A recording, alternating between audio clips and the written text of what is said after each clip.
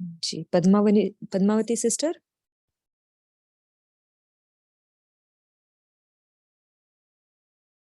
Padmavati sister आप है? ओम शांति है। जी, आप आज रीड करेंगे ना मुरली? हाँ जी।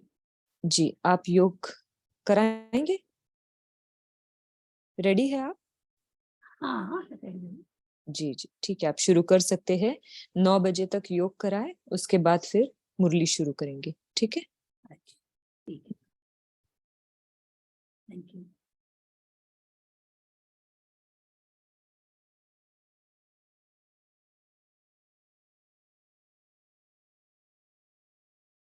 ओम शांति।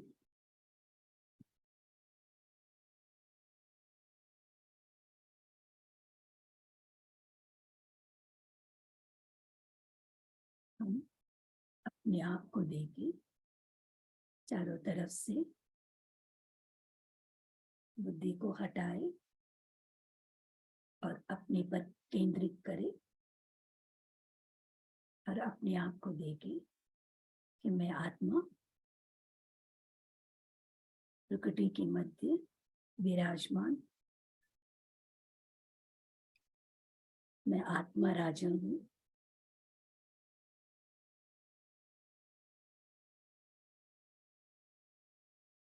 और मुझ आत्मा से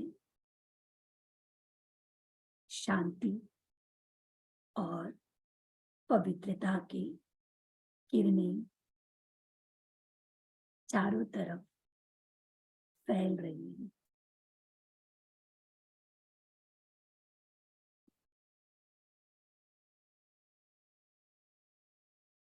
अब मैं आत्मा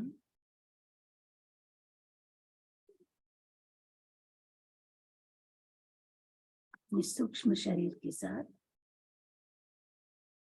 अपने स्थूल शरीर से अलग होकर वतन की ओर जा रही हूँ।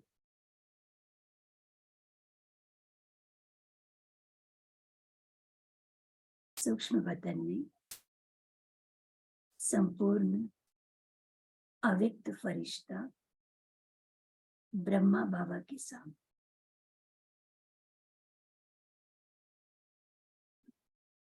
बाबा की स्नेह भरी शक्तिशाली दृष्टि मुझ आत्मा पर आ रही है। मुझ आत्मा का प्रकाश में शरीर और ही प्रकाश में और हल्का होता जा रहा है।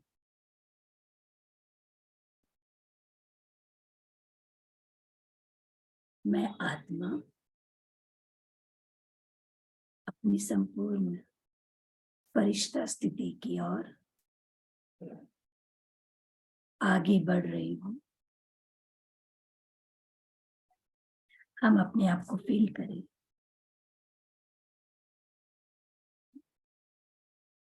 कि फरिश्ता जैसे एकदम हल्के।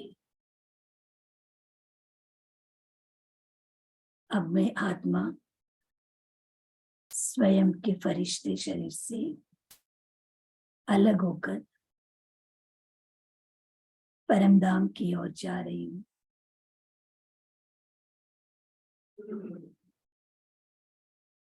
परमधाम के लाल सुनहरे प्रकाश में मैं आत्मा शांति के सागर प्यारे शिव बाबा के सामने स्थित हूँ, जहाँ संपूर्ण शांति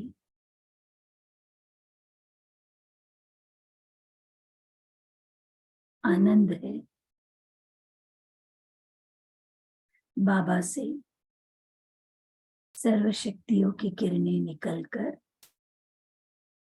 मुझ आत्मा में समाती जा रही।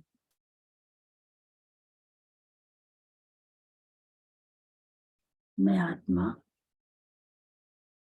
मास्टर सर्वशक्तिवान हूँ। सर्व शक्तियों से मैं आत्मा संपन्न बन चुकी हूँ। अब मैं आत्मा शक्तियों से भरकर फिर से धीरे धीरे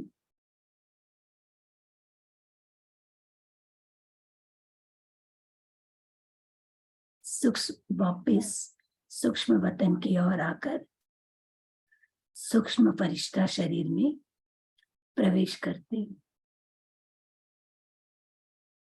साथ में शिव बाबा भी आकर ब्रह्मा बाबा के फरिश्ते शरीर में प्रवेश करते हैं।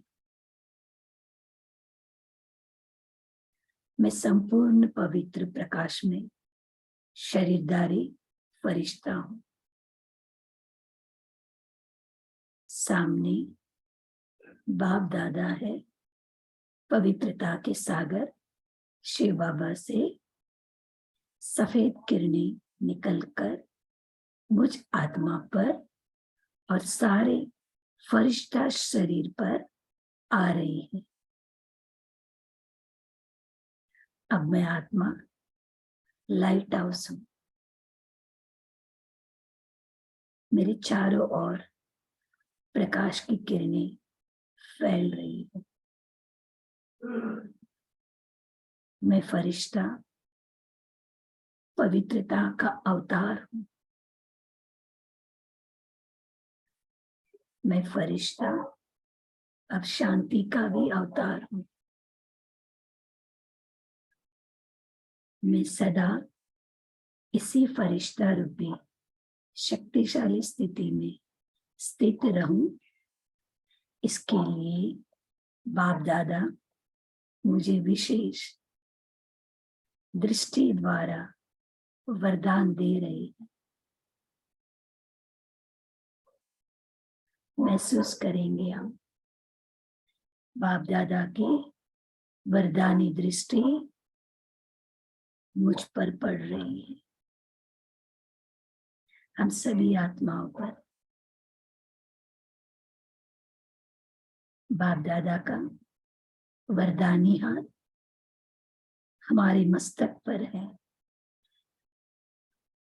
में से अनुभव करें हम सभी कि बाप दादा की वरदानी हाथ हमारे ऊपर है। अब मैं फरिश्ता इसी शक्तिशाली स्थिति में स्थित रहते हुए साकार लोक की ओर बढ़ रही हूं।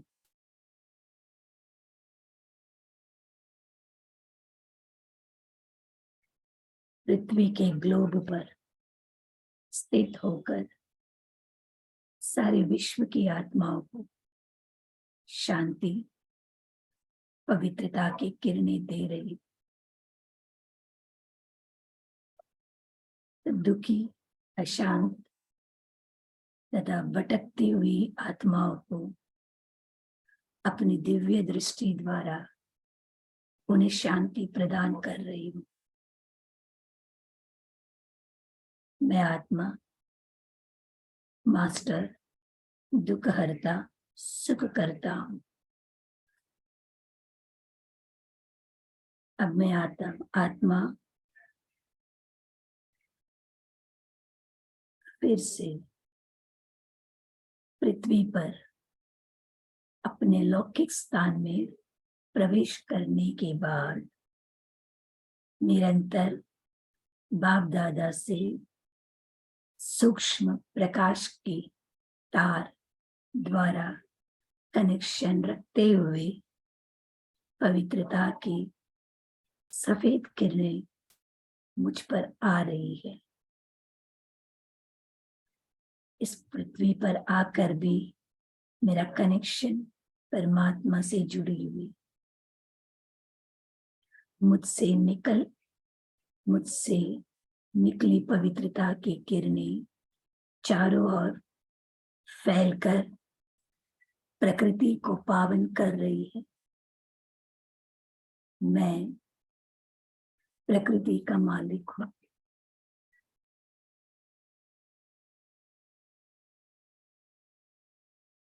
अब मैं आत्मा विश्व की सारी भक्त आत्माएं पवित्रता की किरणें प्राप्त कर सुख शांति की अनुभूति कर रही है। महसूस करेंगे जैसे हम आत्माओं के द्वारा सारे विश्व में जो दुख अशांति में आत्माएं हैं उनको पवित्रता की किरणें फैल मिल रही है, अनुभूति कर रही है।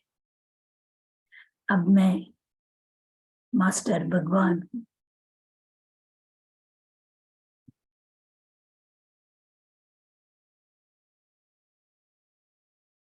मैं फरिश्ता पवित्रता की सबसे ऊंची स्टेज पर हूं।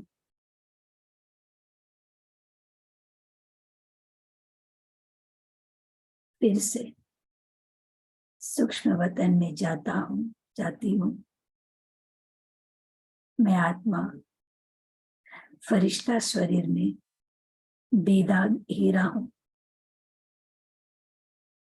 जिसकी अलग ही चमक है।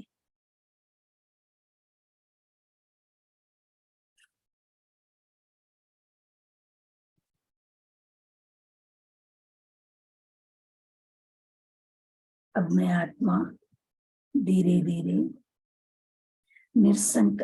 निरसंकल्प अवस्था में स्थित होती जा रही।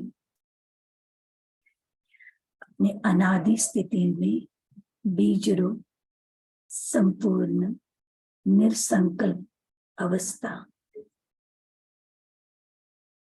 स्थिति का संपूर्ण एकाग्रता से आनंद लेने के बाद अब मैं आत्मा पृथ्वी पर इस दिन का पाठ बजाने के लिए अवतरित हो रही हूं।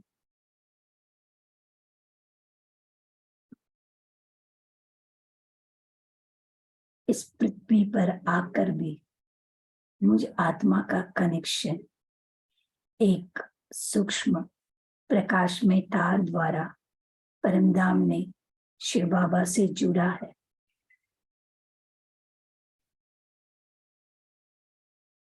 अब मैं आत्मा साकार वतन में आकर भी परमधाम में परमात्मा से जुड़ी हुई हूं।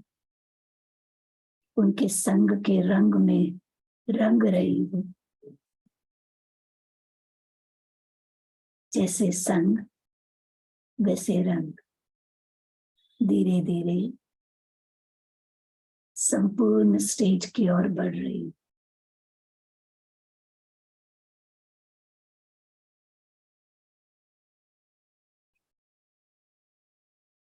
और मुझसे विश्व में चारों तरफ बाबा की किरणें जो तार जुड़ी हुई है बाबा से, जो मुझ में बाबा की किरणें फैल रही है, शरीर में सारे विश्व में वो फैल रही है। सभी आत्माएं तृप्त हो रही, शांति की अनुभूति कर रही। कुछ समय के लिए सभी को शांति की प्राप्ति हो रही।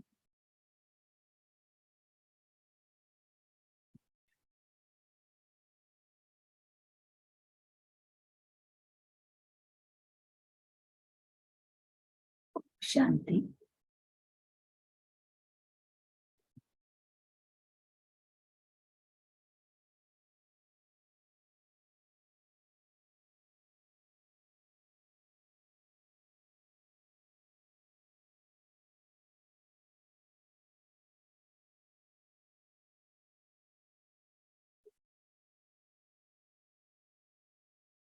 अब मैं मुरली स्टार्ट करूं? जी सिस्टर, शुरू कर सकते हैं। ओके। ओम शांति। आज की जो मुरली है, टाइटल है प्रत्यक्षता का पुरुषार्थ, और डेट है 19 अप्रैल 1973 की मुरली है। तो आज की मुरली में बाबा ने, जैसा टाइटल है कि प्रत्यक्षता के लिए हम बच्चों का पुरुषार्थ क्या है। भले मुरली बहुत छोटी है लेकिन बहुत इसमें गहराई बहुत है। और जैसे बाबा ने इस मुरली में हम बच्चों को कहा कि जब हम बाप दादा के संग में रहते हैं, है ना, श्रेष्ठ आत्मा को, उस समय बाबा ने 73 में जब मुरली चलाई, जब बाबा ने ये कहा, जब बाबा के संग में रहते हो तो जिसके संग में रहते हैं तो उसका रंग तो लगता है ना, तो जिसका उसका रंग उनके जैसा, फिर जब श्रेष्ठ आत्मा के साथ हमारा संग है तो रंग भी वैसा ही दिखाई देना चाहिए। बाबा ने ये कहा, है ना। जैसे बाबा ने कहा जैसे कुसंग में रहने वालों के साथ अगर रहते हैं तो उनका वो रंग दिखाई देता है, उसी तरह श्रेष्ठ आत्माओं के संग में रहने से वो श्रेष्ठ रंग भी दिखना चाहिए। ये बाबा आज की मुरली में कहा। और बाबा ने कहा कि संपूर्ण स्टेज को लाना है समय अनुसार। अब संपूर्ण स्टेज को प्रत्यक्षता करने के लिए बाप को, तो हमारी वो संपूर्ण स्टेज आना चाहिए विश्व में, है ना, विश्व में प्रकट होना चाहिए। तो बाबा ने कहा कि वो स्टेज कहाँ तक पहुंची है, संपूर्णता की स्टेज, है ना, क्योंकि पहले, सबसे पहले स्वयं को वो अनुभव होना चाहिए, तब जाके दूसरों को भी अनुभव होगा। उसके बारे में क्या क्या कहा हम आगे पढ़ेंगे। फिर बाबा ने 3 प्रश्न पूछे। बाबा ने कि बाबा से उस वर्ष को वरदानी वर्ष कहा गया, माना आप वरदान प्राप्त कर सकते हो, वरदान ही मिला हुआ है, लेकिन बाबा ने कहा कि उस वरदान को लेने के लिए कितना समय आपका अटेंशन रहा और किस स्थिति में रह करके उस वरदान को प्राप्त करना है, क्या वो किए। आज इस मुरली में प्रश्न बाबा ने बहुत पूछे।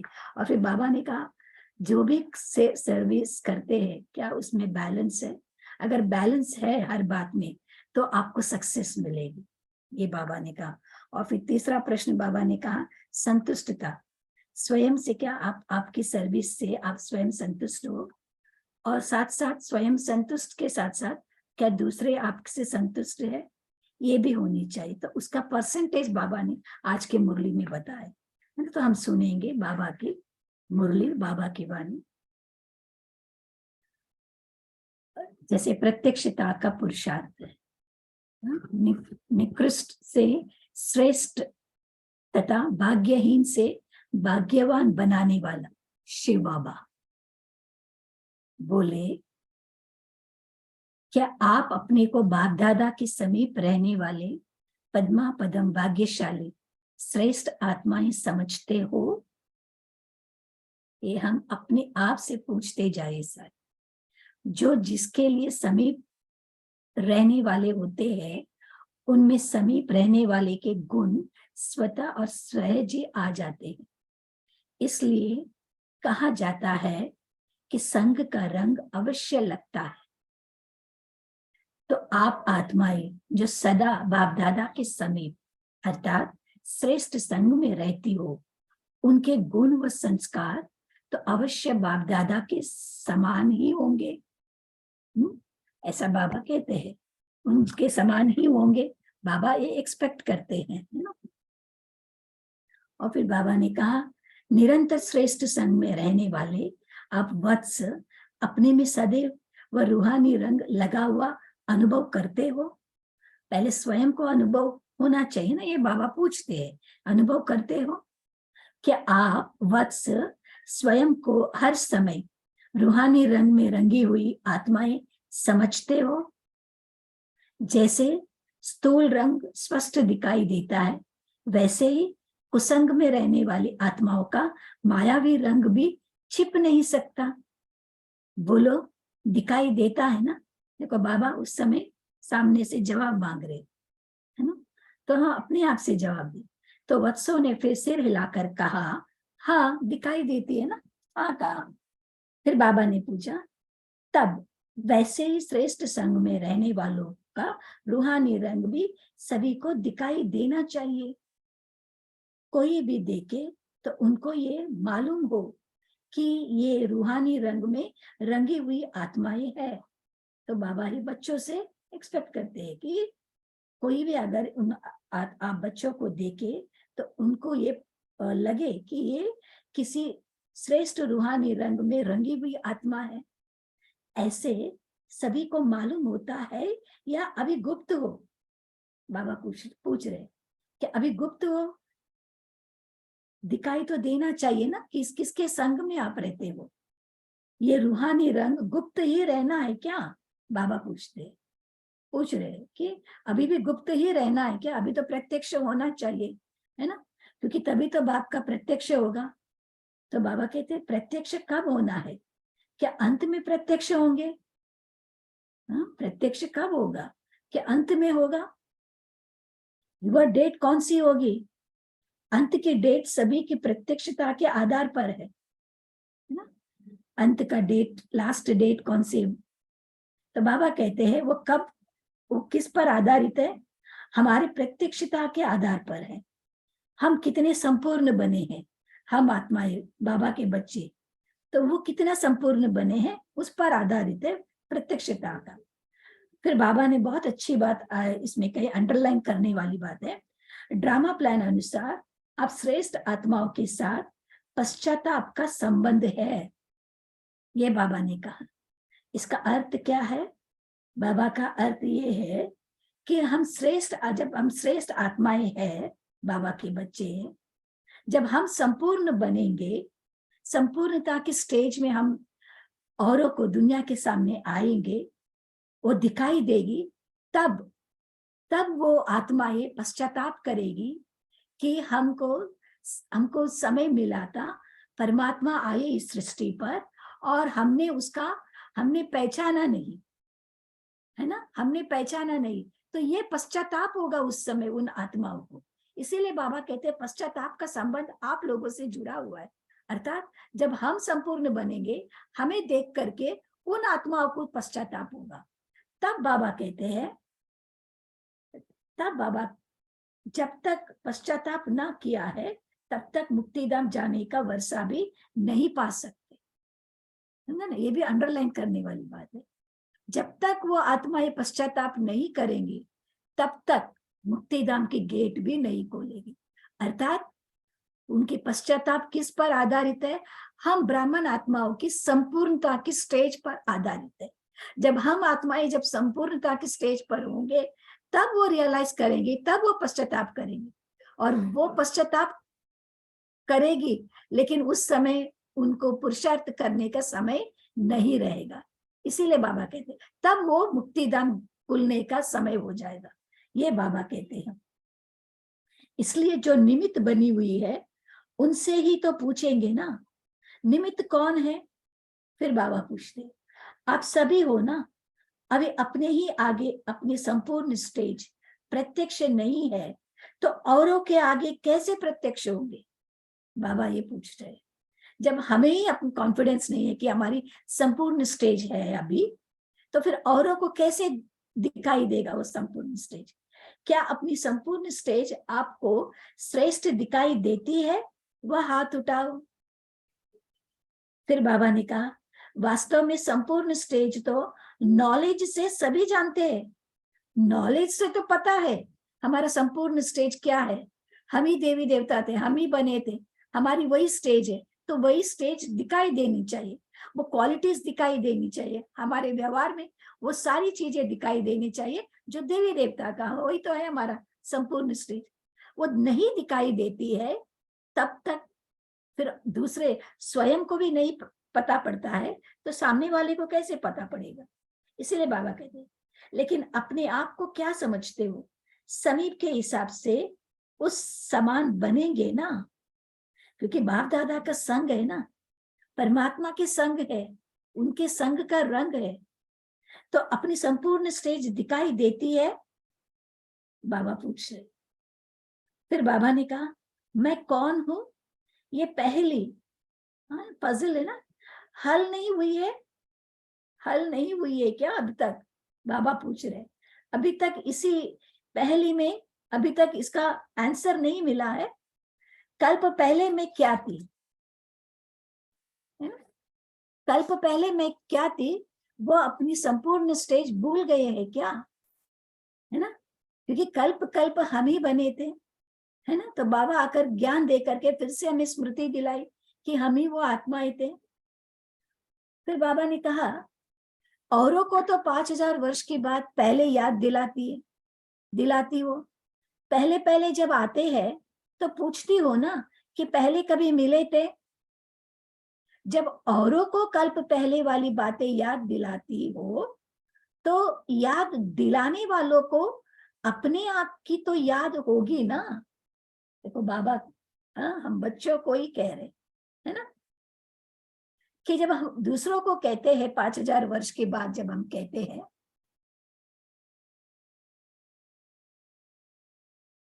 आवाज नहीं आ रही है? नहीं सिस्टर, आवाज हमें ठीक लग रही है, लेकिन हमें मैसेजेस आ रहे हैं पर्सनल चैट पर। तो आवाज और कोई जरा अनम्यूट करके बताए आवाज ठीक है या नहीं। एक जना कोई को होस्ट में से कोई बताए। ठीक आ रही है, थोड़ा सा क्या करना, स्लो करना, स्लो करना। आवाज कम आ रही है? जी भाई जी, थैंक यू। नहीं ठीक है सिस्टर, बिल्कुल बढ़िया है, थोड़ा सा स्लो पढ़िए बस, आप कंटिन्यू करिए। अच्छा, फास्ट हो रहा है मेरा?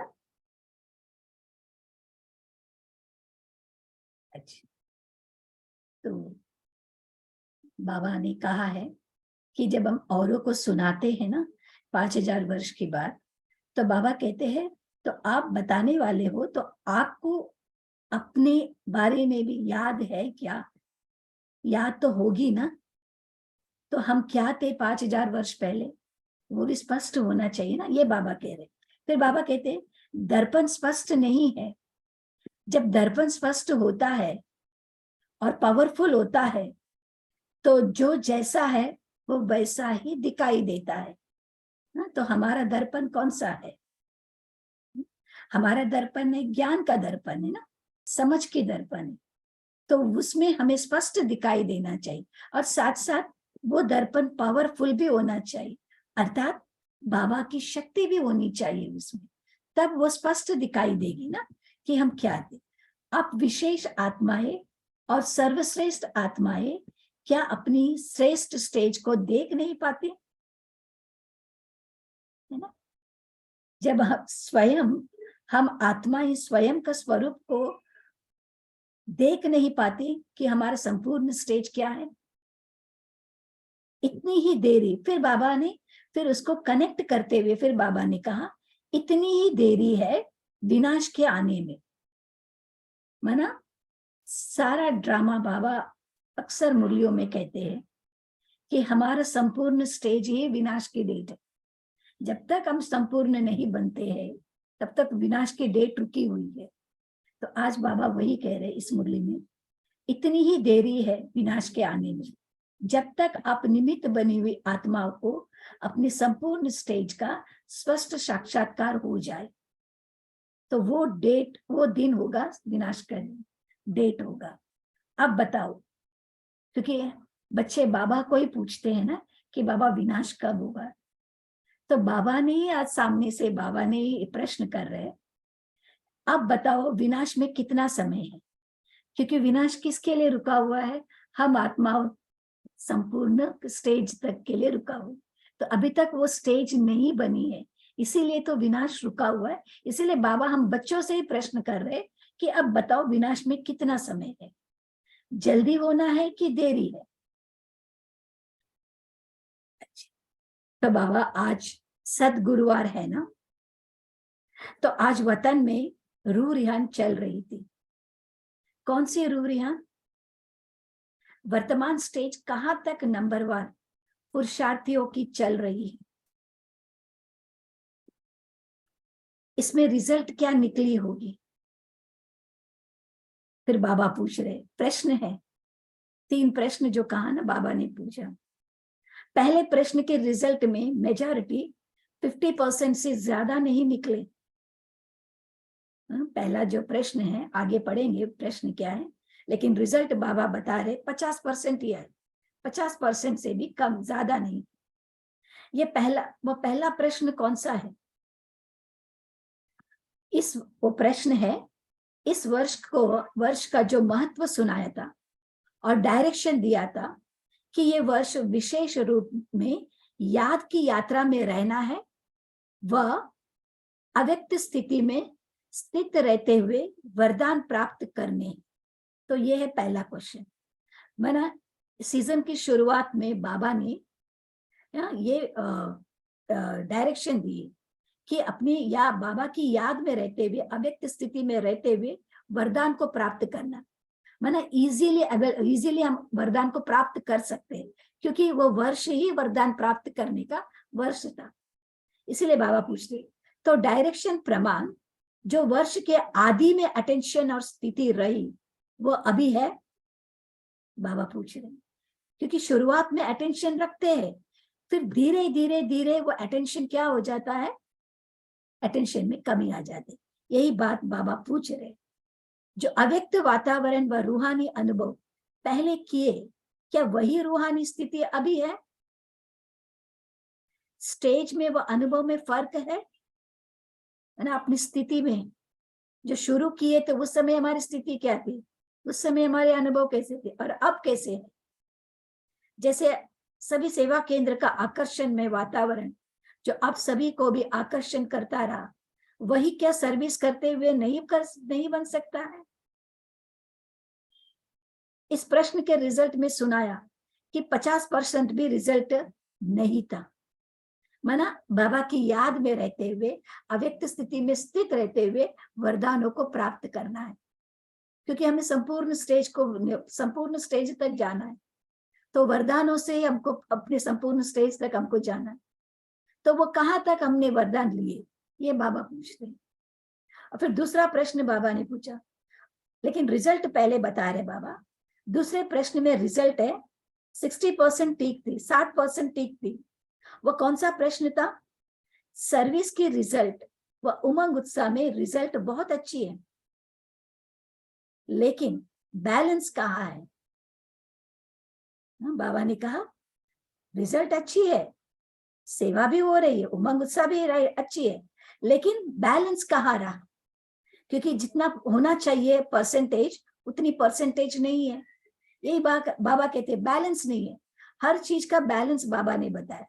बाबा ने देखो 72 की मुरली में बाबा ने संपूर्ण स्टेज की परख की। एक मुरली है 8672 की मुरली में बाबा ने उस मुरली में सारी डबल बातें कही, दो बातें, कि संपूर्ण स्टेज क्यों नहीं होती, संपूर्ण स्टेज न होने के कारण क्या क्या नुकसान होता है, और संपूर्ण स्टेज आने के लिए वो सारी बातें हमको लानी है। तो वो बाबा ने आज भी बाबा ने कहा कि अगर बैलेंस ठीक रखो तो बहुत शीघ्र ही मास्टर सक्सेसफुल होकर अपनी प्रजा और भक्तों को ब्लिस देकर इस दुख की दुनिया से पार कर सकेंगे। देखो बैलेंस रखना है किस चीज के, अगर बैलेंस होगा तो सक्सेसफुल होगा। हमारी प्रजा भी बन रही है, भक्तों को भी हमें देना है, दुखों से छुड़ाना है। वो कब करेंगे? जब हम बैलेंस करके चलेंगे। जो बाबा ने जो दिया है वो हम में स्वयं में धारण करके फिर औरों को दुखों से छुड़ाते हैं, तो क्या होगा? वो उनको ब्लिस मिलेगी, जैसे बाबा कह रहे। अभी भक्तों की पुकार स्पष्ट और समीप नहीं सुनाई देती है, क्योंकि आपको स्वयं ही अपनी स्टेज स्पष्ट नहीं है। क्यों सुनाई नहीं देती है भक्तों की? बाबा कहते हैं क्योंकि स्वयं को ही अपनी संपूर्ण स्टेज की अनुभूति नहीं हो रही है, वो स्टेज की समीपता। इसीलिए बाबा कहते हैं भक्तों की दुखों की पुकार आप आत्माओं तक नहीं पहुंच रहे, उनको दुखों से छुड़ा नहीं पा रहे। यह है दूसरे प्रश्न की रिजल्ट। और फिर तीसरा प्रश्न है, संपर्क व संबंध में स्वयं अपने आप से संतुष्ट व अन्य आत्माएं कहाँ तक संतुष्ट रही? ये तीसरा प्रश्न बाबा पूछे। माना जब भी संबंध संपर्क में आते हैं तो स्वयं से संतुष्ट हो और दूसरे भी आपसे संतुष्ट है किसमें? सर्विस में व प्रवृत्ति में। तो संतुष्टता दिखाई देती है। जैसे बाबा ने कहा सेवा केंद्र भी क्या है? प्रवृत्ति है ना। तो सेवा केंद्र में रहने वालों की भी बाबा ने कहा, तो वो भी तो प्रवृत्ति है ना, वो भी तो संबंध संपर्क में आते हैं ना। तो क्या स्वयं भी संतुष्ट है सर्विस में और फिर दूसरे हमसे संतुष्ट है? तो प्रवृत्ति में व सर्विस में संतुष्टता कहां तक रहे, उसकी परसेंटेज बाबा पूछ रहे। इसमें इस थर्ड क्वेश्चन में बाबा ने कहा इसमें माइनॉरिटी पास है, माने बहुत कम पास है। मेजॉरिटी 50-50 है, अभी है अभी नहीं है, माना स्वयं भी संतुष्ट और दूसरे भी हमसे संतुष्ट हो। तो वो कभी है कभी नहीं है, आज है कल नहीं है, इसको 50-50 कहते हैं। इन तीनों प्रश्नों से चलते हुए वर्ष की रिजल्ट स्पष्ट है ना। माना जो बाबा जैसा चाहते हैं हमारे संपूर्ण स्टेज, वो बाबा को माना उतना तक संपूर्ण स्टेज दिखाई नहीं दे रहे थे। इसीलिए बाबा पूछते हैं सुनाया था ना, सुनाया था कि इस वर्ष में विशेष वरदान ले सकते हो, लेकिन एक मास ही वरदानी मास समझ अटेंशन रखा, एक मास तक अटेंशन रखा, फिर धीरे धीरे समय अनुसार वरदानी वर्ष भूलता जा रहा है। वो वर्ष अंत तक आते आते वो जो वरदानी वर्ष को भूल गए। फिर बाबा इसीलिए कह रहे हैं इसलिए जितना ही इस वरदानी वर्ष में वरदान लेने की स्मृति में रहेंगे तो सहज वरदान भी प्राप्त होंगे, क्योंकि ये बाबा की ब्लेसिंग है। बाबा ने कहा इस वर्ष वरदान प्राप्त होगा, अगर वरदान लेते हैं तो वरदान सहजता से आपको वो एक्टिवेट होगा, वो सहजता वो कार्य में हम लगा सकते हैं, वो सहजता से हम उसमें सफलता पा सकते हैं। और यदि बाबा ने कहा और यदि विस्मृति हुई तो विघ्नों का सामना भी बहुत करेंगे, है ना। अगर वरदान लेने का बाबा से ये वर्ष है, अगर हम अब भूलते हैं तो उसका अपोजिट क्या होगा? विघ्न। तो हमें विघ्नों का सामना करना पड़ेगा, है ना। तो विघ्नों का सामना करना पड़ेगा मतलब मुश्किल होगी। वरदान से हम इजीली विघ्नों को हम पार कर सकते हैं। अगर वरदान अगर हम नहीं लेते हैं, अगर विघ्न कोई सामने आया तो विघ्नों को पार करने में हमें प्रॉब्लम्स होगी। तो इसीलिए बाबा कहते हैं इसलिए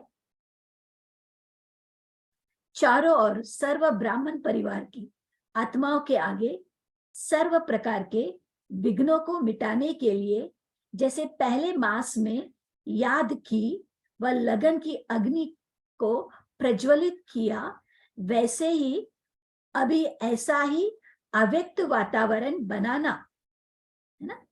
कोई भी कार्य जब शुरू करते हैं ना कुछ करने के लिए, तो शुरू शुरू में वो स्थिति भी हम मेंटेन करते हैं, लेकिन फिर क्या होता है धीरे धीरे वो अटेंशन कम हो जाता है।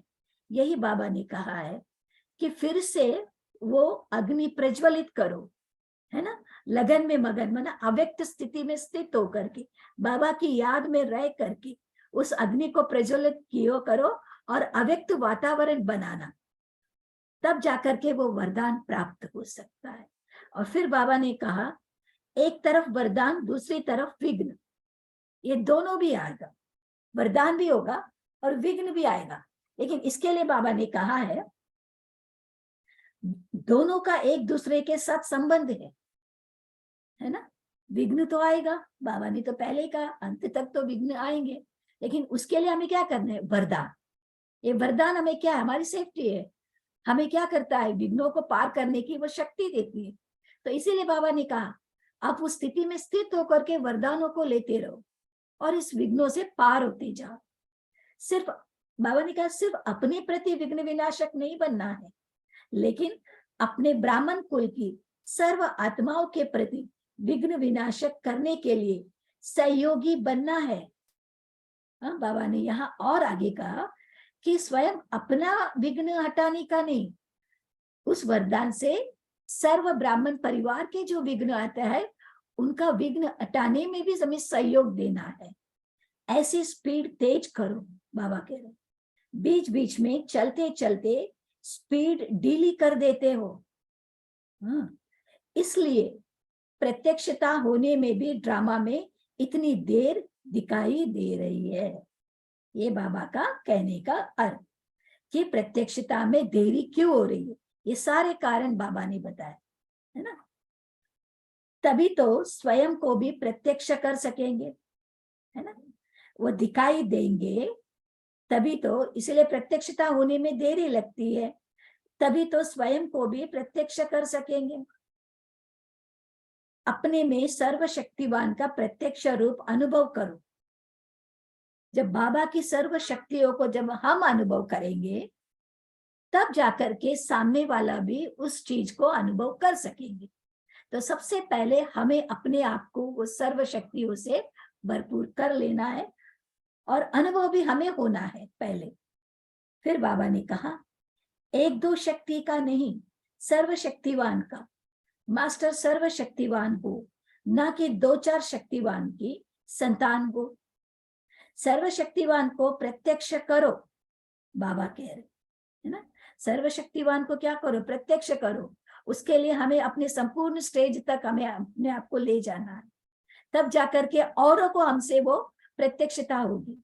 और फिर जब औरों को जब प्रत्यक्षता होगी तब पश्चाताप उन आत्माओं को होगा, तब वो रियलाइज करेगी, तब मुक्ति की गेट खुलेगी। तो ये सारा कनेक्टेड है सर। तो सारा मदार कहाँ पर है, हम आत्माओं की संपूर्ण स्टेज की।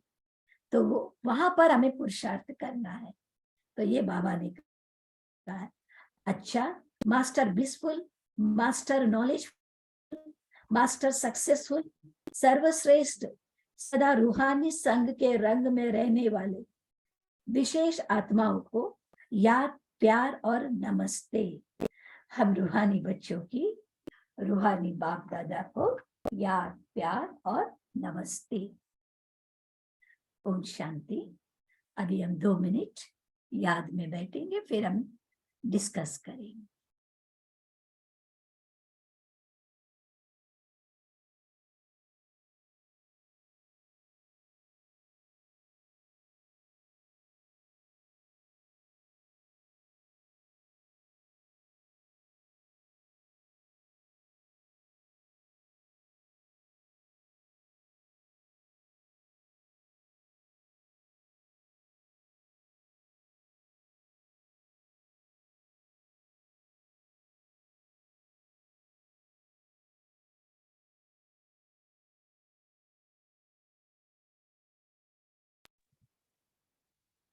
ओम शांति। पॉइंट शेयर कर सकते हैं, फिर एक किसी पॉइंट पर हम डिस्कशन करेंगे। ओम शांति सिस्टर। जी मेगा आवाज- सिस्टर बोलिए। आवाज ठीक है ना? क्लियर है, बोलिए। आज बाबा ने बोला है ना कि खुद के प्रति विघ्न विनाशक बनने से अच्छा है कि हम सर्वश्रेष्ठ कुलभूषण ब्राह्मण आत्माओं के प्रति विघ्न विनाशक बनने के सहयोगी बने। तो जब हम विघ्न विनाशक तभी बन सकते हैं जब हम हर रोज जो बाबा हमें वरदान देते हैं, जो वरदानों से हम भरपूर होते हैं, तभी हम विघ्न विनाशक बन सकते हैं। आज का जो साकार का वरदान भी है ना, जो मुरली में बाबा ने बताया है, हर आत्मा से आत्मिक अटूट प्यार, स्नेह संबंध व्यवहार करने वाले सफलता मूर्त हो। जैसे हम हर आत्मा के प्रति आत्मिक प्यार अटूट, जैसे हम परमात्मा के प्रति रखते हैं ना श्रेष्ठ भावना, वैसे ही हम हर आत्मा के प्रति रखेंगे ना, तो हर शुद्ध भावना और शुभ भावना हो ही जाती है और हम हर आत्मा को वरदानी मूर्त बन सकते हैं बाबा की तरह। ओम शांति। जी तारा बहन बोलिए। जी ओम शांति दीदी। तो जी। बाबा ने बाबा के समान हमें बनना है, तो बाबा के संग में, उसकी रूहानी रंग में हमें हो जाना है। तो इसके लिए हम सदा बाप के समीप रहेंगे और श्रेष्ठ संग में रहेंगे। अपने मन बुद्धि से बाबा का गुण, शक्तियाँ, संस्कार अपने में हम धारण करेंगे। बाबा के ज्ञान से हम अपनी संपूर्ण स्टेज बनाएंगे और अव्यक्त स्थिति में रह करके वरदान प्राप्त करेंगे और जिससे हमारे सब विघ्न दूर हो जाएंगे। और जब हम सर्विस करेंगे, हम तो अभी सर्विस नहीं करते, लेकिन केवल सकाश ही देते हैं, बट सर्विस में जब बैलेंस रखनी है कि आत्मिक स्वरूप में हो करके, अंतर्मुखी होकर रूहानियत की स्टेज बना करके आत्माओं की तब हम आत्मा के पुकार सुन सकेंगे और उनके दुख से हम छुड़ा सकेंगे। और संपर्क में आए तो केवल अपने नहीं, दूसरों को भी संतुष्ट बनाए। ओम शांति। जी दीप्ति सिस्टर बोलिए। जी ओम शांति। बाबा ने कहा कि जब हम संपूर्ण बनेंगे तभी हम अपने आप को हम प्रत्यक्ष होंगे और बाबा भी प्रत्यक्ष होंगे, और तब जो दूसरी आत्माएं हैं उन्हें बहुत पश्चाताप होगा कि हमने बाबा को नहीं पहचाना, हमने पुरुषार्थ नहीं किया और वो हम रह गए। तो हम उनके पश्चाताप के आधार हैं, और जब तक वो पश्चाताप नहीं करेंगे तब तक वो आत्माएं भी घर नहीं जा सकेंगी। ओम शांति। जी शेरू भाई जी बोलिए। ओम शांति दीदी।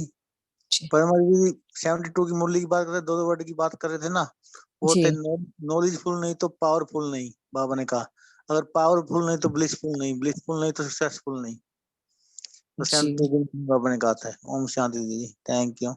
जी देखिए, मुरली का टाइटल क्या है? प्रत्यक्षता का पुरुषार्थ। कैसे प्रत्यक्ष करेंगे हम बाबा को? क्या चाहता है बाबा हमसे? कैसे अन्य आत्माओं को बाबा प्रत्यक्ष हो?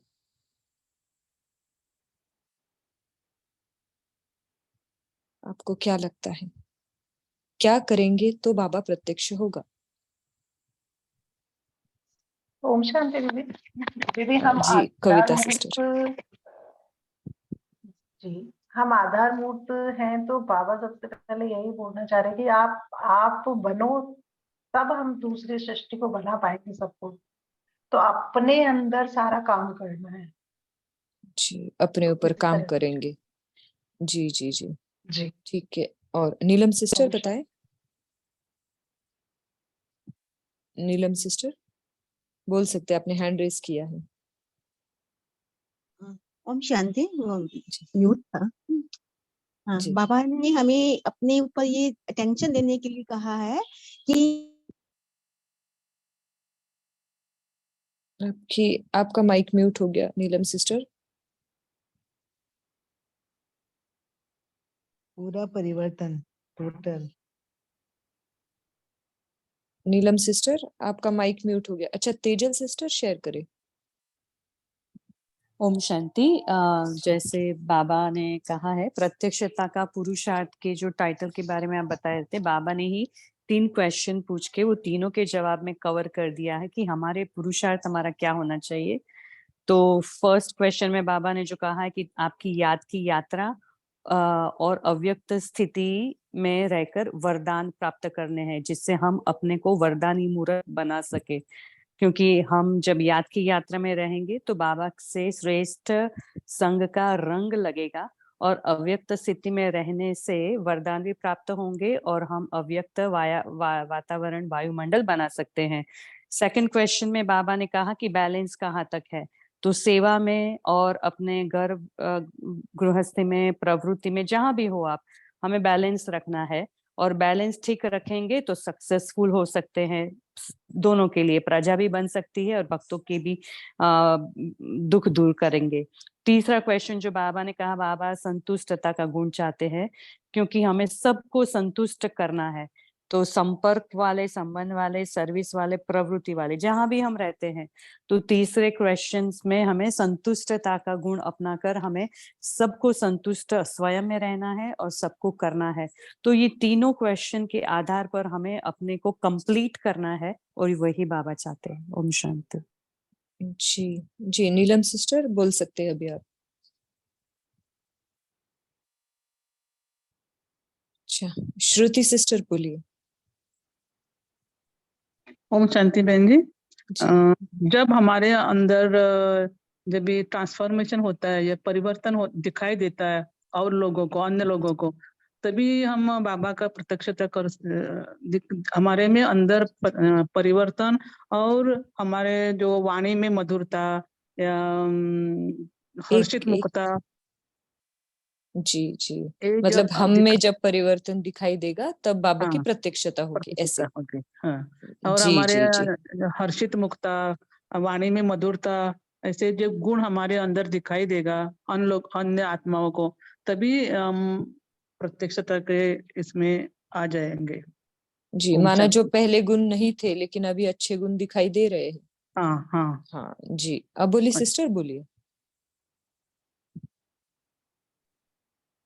ओम शांति। मैं वही बोल रही थी कि हमारे गुणों से, हमारे कर्मों से, हमारे संस्कार, वाइब्रेशन से जैसे संबंध संपर्क में आते, उनको लगना चाहिए, उनके मुख से निकलना चाहिए कि ये जैसे देवता है। बाबा ने 2-3 दिन मुरली में बोला था, 2-3 दिन पहले, तो उनको लगना चाहिए कि ये देवता है।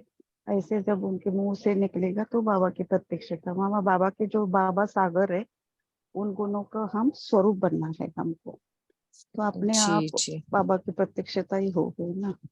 जी, वरना हम अपने में क्या ऐसी विधि अपनाए जो प्रत्यक्षता हो, ऐसे हमें पूछना था। जी निर्मला सिस्टर, बोलिए।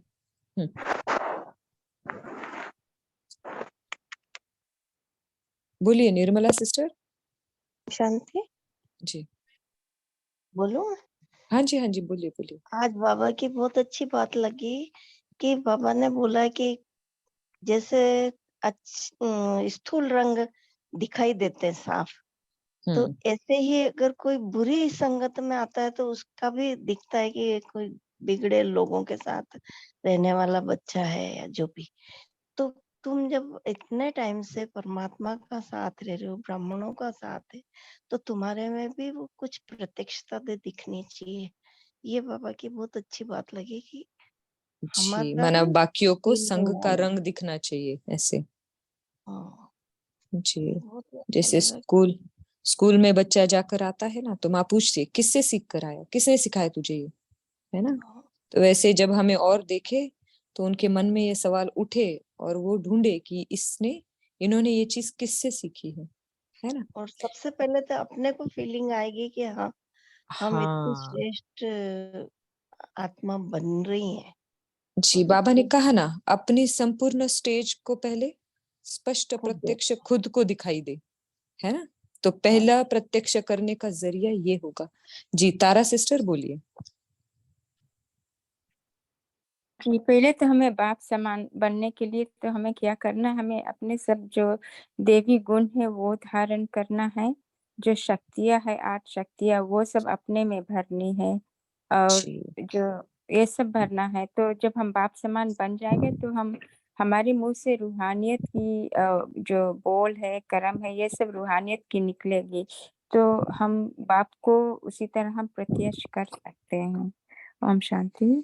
जी आशा देवी सिस्टर, बोलिए। जी सिस्टर, मेरी आवाज आ रही है? हाँ जी बोलिए। हम बाबा इन सबके अगर बोले कि साथ जिसको कहा जाता है कि निचोड़ में, कि जितना हम बाप समान बन जाएंगे, बाप के समीप जितना हम आ जाएंगे, बाबा के सामान और समीप आने के लिए बाबा प्रतिदिन जो साकार मूल्य है उसके हिसाब से हमें रोज कुछ ना कुछ डायरेक्शन बताते जाते हैं। तो जितना हम समान और समीप बाबा के बनते जाएंगे, उतना ही हम बाप को प्रत्यक्ष कर पाएंगे।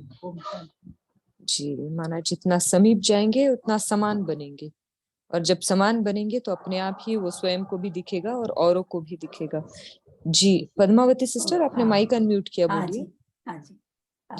मैं एक बात शेयर करना चाहती हूँ। जैसे संतुष्टता के बारे में कहा बाबा ने कि संतुष्टता स्वयं भी हो और दूसरे भी हमसे संतुष्टता। तो आज के साकार मुरली में बाबा ने जो वरदान में कहा है कि भले ब्राह्मण आत्मा है ना, हर आत्मा के प्रति हमारी कैसी दृष्टि होनी चाहिए, अटूट आत्मिक दृष्टि। क्यों? क्योंकि ये ईश्वरीय परिवार है, या जो भी आत्मा है वो बाबा ने चुन करके लिया है। अगर ये बुद्धि में अगर ये बात अगर रहती है तो हम स्वयं भी संतुष्ट रहेंगे और दूसरों को भी हम संतुष्ट कर सकेंगे कि ये जो परिवार है ईश्वरीय आत्मा ही है, ब्राह्मण परिवार है, ये बाबा ने चुन करके लाया हो, तो इसीलिए हमें कोई क्वेश्चन नहीं उठेगी, असंतुष्टता की बात नहीं आएगी। तो ऐसा मुझे लगता है। और दूसरा जो बाबा ने कहा कि बैलेंस रखना है हर बात में, जैसे हमने कहा कि 72 की मुरली में 8672 के मुरली में बाबा ने वहां हर बात की संपूर्णता की स्टेज कैसे हमें जाना है, वो सारी बातें बाबा ने बताया। जैसे धर्म, जैसे मैं 2 पॉइंट के बारे में एक्सप्लेन करूंगी। धर्म और कर्म के बारे में बाबा ने कहा, जो धारणा संपूर्ण होगा तो कर्म में भी दोनों का बैलेंस ठीक होने से प्रभाव बढ़ेगा। तो कर्म करते हुए भी धारणा अर्थात जो परमात्मा की याद उसमें समाया हुआ हो, तो वो कर्म में सफलता होगी। और जैसे एकांत से और रमणीकता, इसका भी हमें बैलेंस रखना चाहिए। तो ऐसे बहुत सारी बातें हैं जो अगर बैलेंस होता है तो हमें सफलता मिली।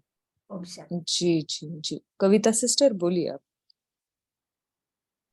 ओम शांति दीदी, मुझे ये बात अच्छी लगी। बहुत सारी बाबा की मुरलियों में यही सुना था कि क्या बच्चे तुम्हें, साकार मूल्यों में स्पेशली, कि भक्तों की आवाज तुम्हें सुनाई नहीं देती क्या?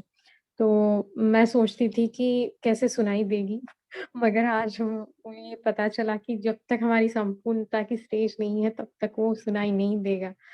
तो ये मुझे थोड़ा जैसे उस पे चिंतन चल रहा था कि बाबा जो चाहते हैं हम बच्चों से कि वो संपूर्णता की स्टेज हम अचीव करें, तो ये तो बहुत ही जैसे बड़ी रिस्पॉन्सिबिलिटी की बात है और हमें कितना ना अटेंशन खुद पे देना होगा। ओम शांति। जी बहुत बढ़िया। एक पॉइंट और हम डिस्कस करेंगे। वरदान लेने की बात कही है बाबा ने। क्या कहा कि ये वरदानी वर्ष है और इस वर्ष में जितना वरदान लेना चाहे इस वर्ष ले सकते हैं, है ना, वरदानी माँ से। तो कैसे लेंगे हम वापस से वरदान, कैसे ले? जी निर्मला सिस्टर हैंड रेस की आपने, बोलिए।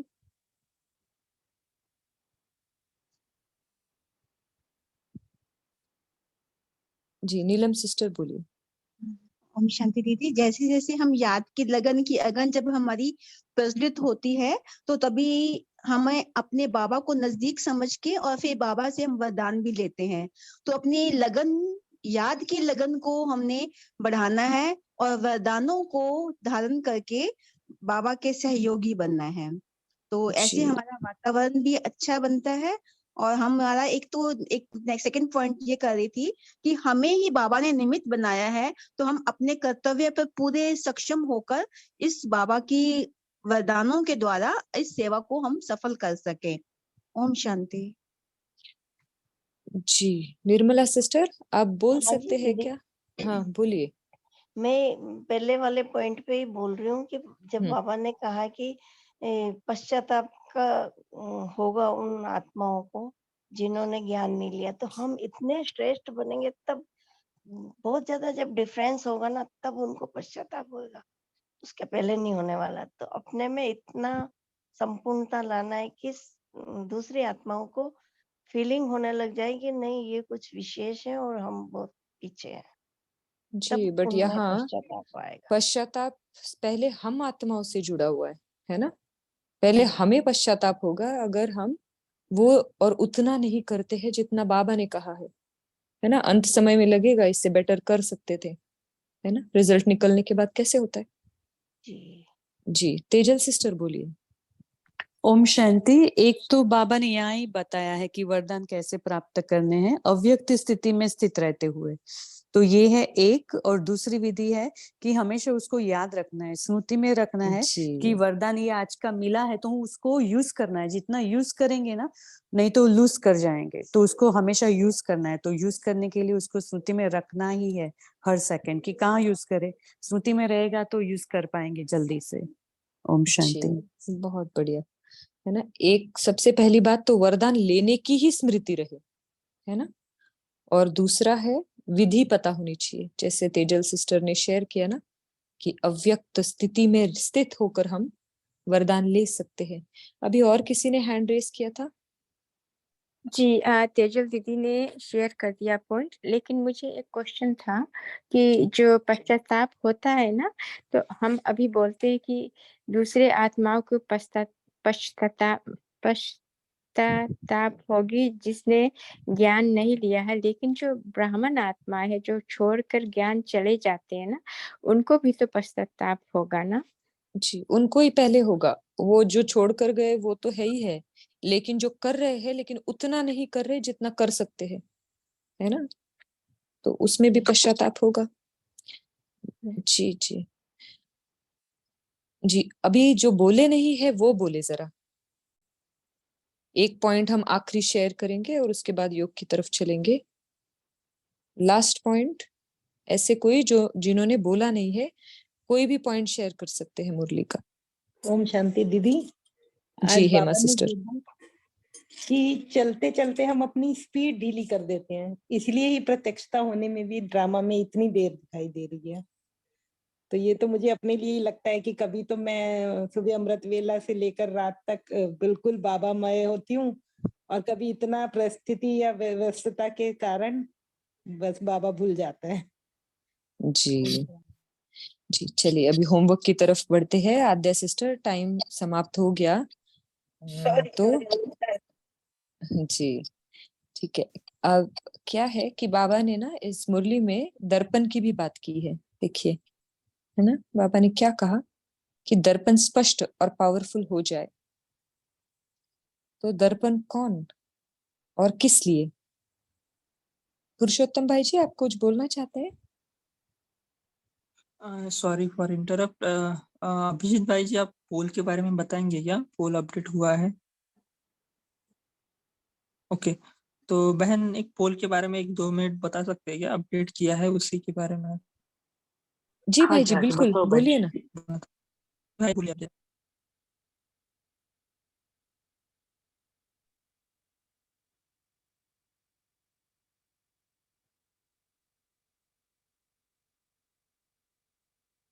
ये पुरुषोत्तम बता ना ताकि पुरुषोत्तम भाई जी। ये जो पोल आते हैं ना,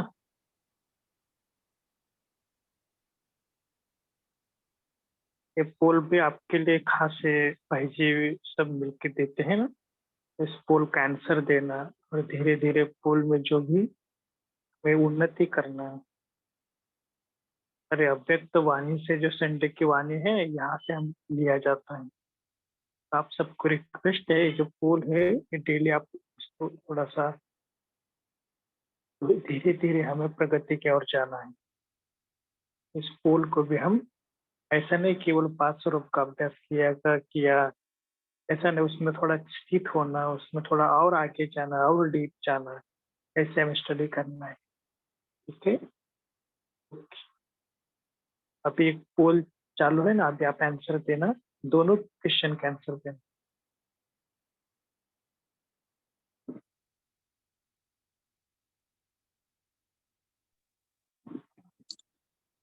भाई जी, पोल तो नहीं दिखाई दे रहा है।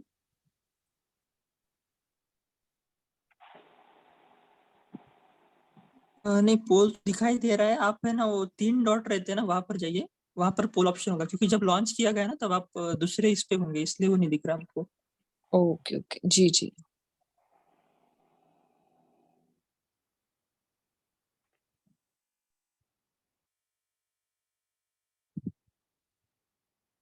जी, आशा देवी सिस्टर, आपने हैंड रेस किया है, कुछ कहना है आपको? आप दर्पण के लिए पूछ रहे थे ना, स्पष्ट दर्पण मेरी आवाज आ रही है आपको? हाँ आ रही है सिस्टर, बोलिए। बहुत धीमी है वैसे। हाँ, मैंने कहा आप दर्पण के लिए पूछ रहे थे ना सिस्टर, तो मैं नहीं, वही होमवर्क बताई। दे रहे थे, होमवर्क। अच्छा अच्छा अच्छा, कोई बात जी जी जी, तो होमवर्क लेते हैं, अभी काफी लेट भी हो गया। बाबा ने दर्पण की बात की है कि जब दर्पण स्पष्ट होता है और पावरफुल होता है तो जो जैसा है वह वैसे ही दिखाई देता है। तो कल पूरा दिन हम बीच बीच में चेकिंग करेंगे, ठीक है, कि क्या मुझे अपना ही स्वरूप स्पष्ट दिखाई दे रहा है। अपने ही दर्पण में, क्योंकि जब हमें स्पष्ट होगा तभी औरों को स्पष्ट होना है ना। ठीक है, तो ये होमवर्क लेंगे। और स्वरूप का मतलब कौन सा स्वरूप? अपना स्वरूप, संपूर्ण स्वरूप, क्या हमें अपना संपूर्ण स्वरूप दिखाई दे रहा है या नहीं, कोशिश करेंगे देखने की, तभी तो दिखेगा ना। और वैसे भी अनुभव करेंगे तो अपने आप ही इमर्ज होता जाएगा। तो दर्पण हम है और हमें अपने में ही पहले अपना स्वरूप देखना है, कमियां, खामियां, संपूर्णता, सबको चेक करते जाए।